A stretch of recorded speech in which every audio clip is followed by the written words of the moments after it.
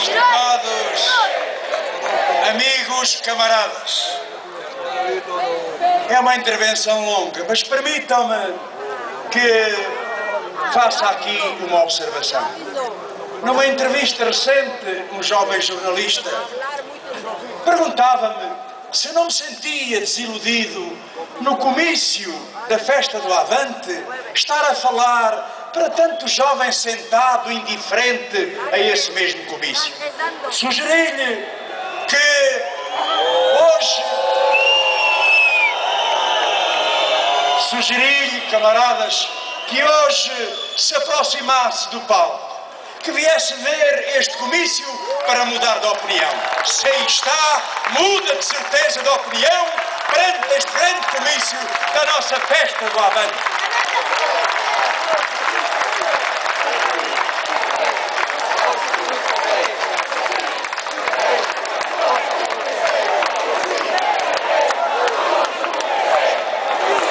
Aqui estamos neste fazer e refazer desta festa de paz, de amizade entre os povos, de solidariedade e fraternidade contra a exploração, neste chão nosso, do qual brota todos os anos uma explosão de criatividade, convicções e alegria, corporizada por essa imensa participação a que a juventude dá uma marca impressiva, juventude que, dando cor à vida, dá cor à nossa festa do Avante. A todos saudamos, mas é justo que desta tribuna enviemos uma saudação especial aos construtores da festa, que participaram nas jornadas de trabalho com aquela militância e generosidade ímpares. Era possível erguer esta festa de outra forma, mas não era a mesma coisa. Assim continuará a ser, edificando todos os anos a nossa festa. Continuará a ser assim, porque nós somos donos do nosso destino. Porque esta é uma festa soberana e independente, que depende única e exclusivamente das vontades, dos sonhos, do esforço do trabalho, da imaginação e da paixão de todos e de cada um que o fazem dela como ela é. E é isso que queremos. É por isso que lutamos para o nosso povo e para o nosso país. Somos comunistas.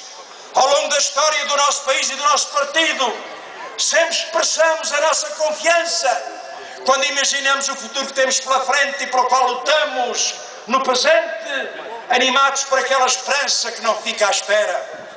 Encaramos assim o futuro, porque temos a certeza, como a nossa festa o prova, que a unidade em torno de valores, ideais, a força da luta pelos direitos, pela justiça, pela verdade e pelo progresso, podem mover mundos e fazer frente às mais poderosas ofensivas contra o nosso povo e a nossa pátria. Dissemos que esta é uma festa soberana porque sabemos e temos a consciência da nossa força. É isso que para nós é a soberania. Afirmar como afirmamos todos os anos nesta festa, que livres de pensamento, com a força das convicções, unidos na ação e donos do nosso destino, poderemos seguir em frente com os valores de Abril e avançando nesse sonho milenário do ser humano se libertar da exploração por outro ser humano.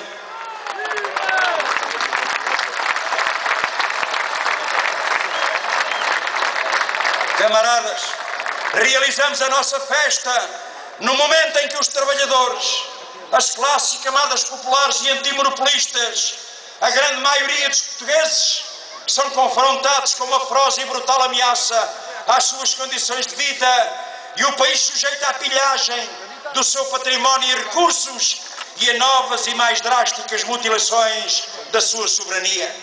As forças políticas que no governo e em todos estes últimos anos conduziram o país à atual crise com a sua política de desastre nacional, o PS, o PSD e o CDS, entregaram os destinos do país à humilhante dependência da intervenção estrangeira, em relação à qual se assumem como forças colaboracionistas na execução de um vasto programa de extorsão dos portugueses e de Portugal. Um programa ilegítimo, na sua natureza e conteúdo, que as forças colaboracionistas assumiram em consonância com a sua política de sempre, com o seu programa comum de governação do país para os próximos anos, que exige ser travado e derrotado. Um programa executado hoje pelo novo governo do PSD-CDS, mas que teve como primeiro subscritor o anterior governo do PS. Desse PS que, mantendo a sua aliança tática com as restantes forças da submissão, manobra com a mudança de líder para colocar o contador a zero das suas responsabilidades passadas. Programa que é, em primeiro lugar, uma verdadeira declaração de guerra aos trabalhadores e às suas condições de vida, que visa promover uma exploração sem limites, com novas e mais brutais medidas de ataque aos rendimentos dos trabalhadores e dos reformados, medidas de corte de salários e desvalorização do salário mínimo nacional, redução drástica dos apoios sociais, nomeadamente aos desempregados, degradação geral do sistema da segurança social, aumento inaceitável dos impostos sobre o trabalho, os bens de consumo popular, agravamento dos preços de bens e serviços essenciais. Um programa que avança com um conjunto de privatizações de empresas e serviços públicos, ampliando a expoliação da riqueza nacional. Que vergonha ver, camaradas, que vergonha ver Passos Coelho de mão estendida ir à Espanha pedir ao capital espanhol para comprar o património público empresarial e partir para a Alemanha manifestar a sua subserviência à perda da soberania nacional. Pois que fique claro, para nós comunistas, o povo português não pode ser alienado do seu direito a ter uma pátria independente e soberana. Não conseguirão liquidar essa soberania, essa independência, porque o povo não o permitirá. Um programa que transporta uma nova escalada na ofensiva contra a administração pública, contra os trabalhadores e as funções sociais do Estado, com novos cortes nas áreas da saúde, na educação, na justiça, na administração local e regional, com novos encerramentos e mais concentração de serviços que se traduzirão no aprofundamento da degradação dos serviços prestados às populações. Um programa de austeridade para o povo, mas um grande boldo para a banca, a favor de quem é dirigida a parte mais substancial desses milhões de empréstimo dito de resgate do país.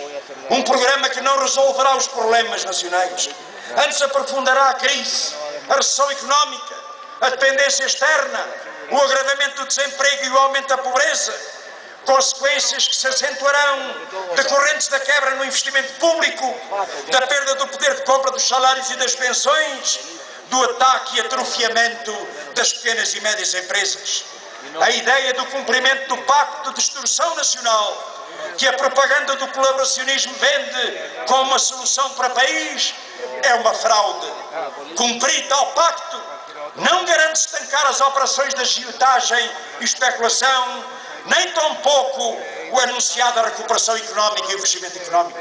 Teremos, sim, um país mais preso na armadilha da dívida, sem autonomia, sem capacidade para relançar uma política de desenvolvimento. Difunde a ideia de que a crise a que conduzir o país é passageira, mas a manter-se esta política e este pacto, teremos outro decénio que, tal como este último, não será apenas perdido, mas de completo fundamento nacional. A estratégia orçamental 2011-2015, apresentada esta semana pelo Governo, apenas o confirma como uma nova aceleração da redução do déficit, que se vai traduzir em mais destruição da economia, do emprego, de vidas e um roubo colossal às classes e camadas populares, pela via do aumento dos impostos e agora pela via do corte nas despesas sociais.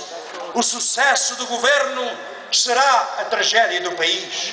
O sucesso na concretização do seu programa de governo será a catástrofe e a ruína dos portugueses. As medidas tomadas vão sempre no sentido de penalizar quem trabalha, quem vive de uma reforma, quem não tem emprego, dos que exercem a sua atividade dependente do poder de compra das populações, os setores produtivos que vivem do mercado interno, o pequeno comércio, a restauração, um conjunto vasto de atividades onde predominam as pequenas e médias empresas. Disseram e quase juraram que não tocariam no subsídio de Natal. Disse-o e quase chorou o Passos Coelho. Mas foi a primeira medida que tomou. Disseram que não aumentariam os impostos, mas não tardaram a dar o dito por não dito, com o aumento do IVA no gás natural e na eletricidade, e o que aí vem e tem em preparação com novas alterações do IVA, do IRS, o aumento do IMI e de várias taxas, é o sufoco das camadas populares. Sempre a mesma lógica. Pagam os trabalhadores e o povo que deviam pagar os rendimentos do capital. Bastaram 2 meses de governo de passos e portas para mostrar a falsidade e o embuste das suas promessas e a real dimensão das consequências do programa de agressão e submissão. Têm razão os portugueses que se sentem enganados. Enganados porque se negaram, desde logo, a dimensão e a natureza do pacote de medidas e que a partir deste mês de setembro querem concretizar a um ritmo de 2 medidas por dia. A maioria das pessoas não previa nem esperava.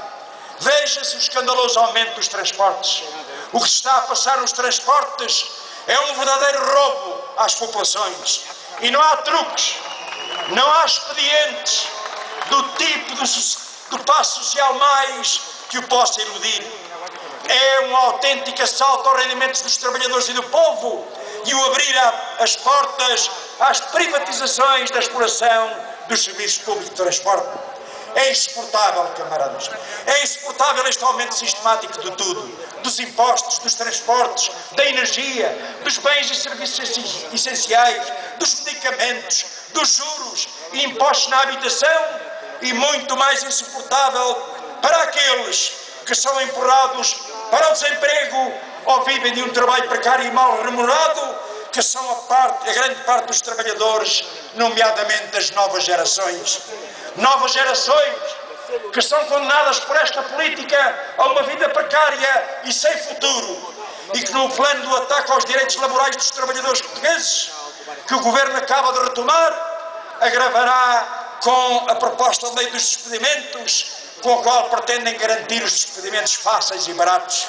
Lei que dá seguimento às iniciativas do anterior governo do PS e ao implacável plano de ataque global aos direitos laborais, com o objetivo de estender a jornada de trabalho, levar a salários mais baixos, com a flexibilização do horário, o banco de horas, o ataque à contratação coletiva.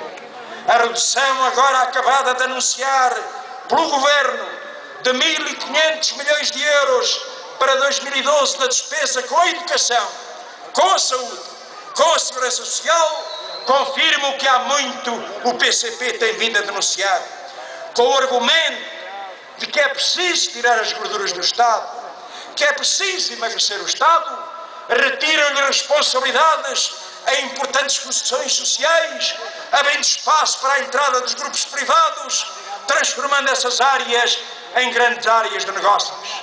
Na educação, no ensino superior, o Governo ao mesmo tempo coloca a necessidade da melhoria da aprendizagem, da elevação dos níveis de qualificação dos jovens e dos adultos e o combate ao abandono precoce, concretiza o encerramento de cerca de 300 escolas do primeiro ciclo do ensino básico, o maior despedimento de professores realizados em Portugal, deixando 37 mil docentes no desemprego, e decide cortar 9,6% no programa de ciência e ensino superior, pondo em causa a qualidade de ensino das universidades e politécnicos. Na saúde, onde está em preparação a revisão dos modelos das taxas moderadoras, o Governo decide cortar mais de 1.000 milhões de euros no orçamento da saúde e, sem ponta de vergonha, afirma que desta forma consegue fazer o mesmo e garantir a mesma qualidade no SNS. Não só não consegue, como vai pôr em causa o acesso aos cuidados de saúde a milhões de portugueses. É este governo que vem acenar com um programa de emergência social para acudir à pobreza que alastra. Programa que tem subjacente um objetivo central e que se enquadra em toda a ação política do governo: prosseguir o processo da reconfiguração do Estado e promover a sua passagem de um Estado garante de direitos a um Estado assistencialista.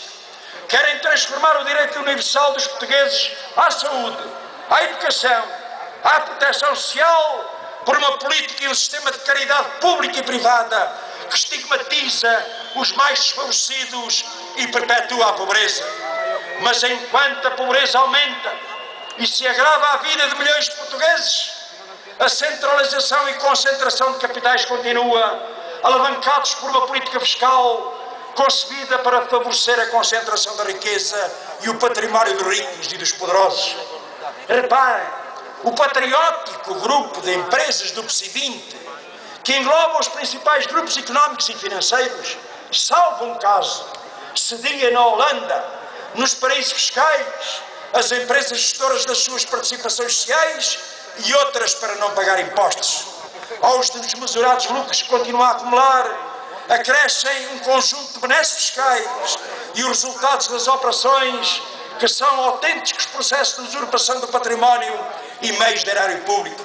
Veja-se esse grande negócio do BPN e a sua entrega ao BIC. Milhões e milhões que o povo paga e que vão direitinhos para os bolsos do costume. Já lá vão 2,4 mil milhões de euros. Só para termos uma ideia, camaradas, isto dava para cobrir 3 vezes o roubo no subsídio de Natal e não vai ficar por aqui.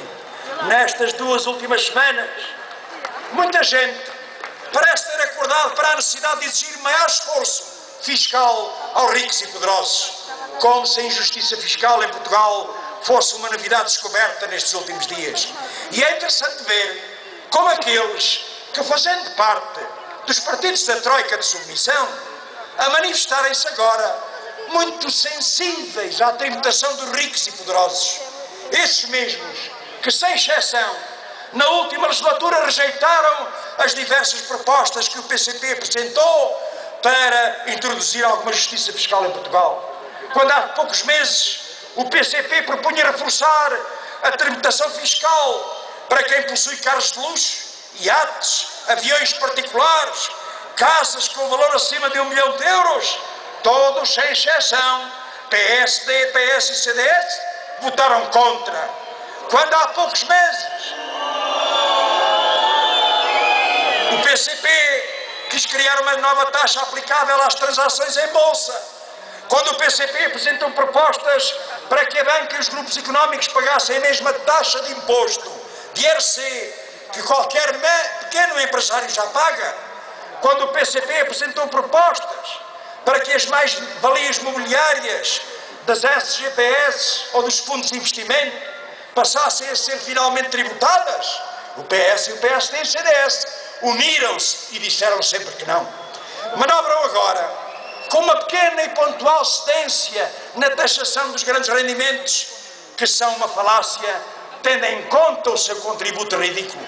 Ridículo no seu valor global, ridículo em comparação com o esforço imposto a todos os trabalhadores, ridículo porque representa de milhões que têm recebido do Estado. Mas, camaradas, tentam tapar, de facto, o sol com uma peneira, por onde continuam a passar incólumes as grandes fortunas e o grande capital, os dividendos, o património, os lucros, o resultado da especulação financeira. Bem podemos dizer, como diz o nosso povo, que lhes deu forte, mas está-lhe a passar muito depressa. Está já assente e vai em breve para a frente a nossa decisão de apresentarmos novas propostas para tributar os bens e o património de luxo, novas propostas para tributar os dividendos e outros rendimentos do capital.